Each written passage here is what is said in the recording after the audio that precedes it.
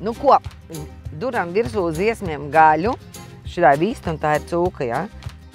Vēlams nejaukt. Jā, bet par marinādēm runājot. Lauri, es saprotu, ka mums tev jāprasa, kā pareizi marinēt. Šeit sabiedrība un ēst mīļi, šašlik mīļi vienmēr sadalās divās kategorijās, divās frontēs. Kā minimums. Ar etiķi vai bez. Tur, kur būs etiķis, teikšu tā, ka piena produkti nav nepieciešami. Nu, pieņemsim kefīrs vai jogurti. Es teiktu tā, lai trāpītu ar skrotīm vai jebkuru pakaļ, ir jāņem visiemīļotākā marinēto gurķu marinādi. Gurķīši ir jāsagriež un jāsaliek uz galda. Tā marinādī, tā būs vislabākā no gurķiem. Gurķu marinādi, klāts sīpols. Jā. Ja mēs gribam vairāk sāli, drusciņu cukuru un vispārējo, etiķis nav jālej, citrons vairs nav jāspiež.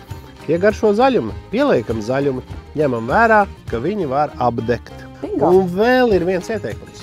Nu, pielikt drusku pilīt eļļas. Tas tomēr radīs šo kārtiņu, gaļas kārtiņu, garoziņu, tā kā tādu kraukšķīgāku. Mazgājot rokas, cilvēki socializējās, iepazīstās.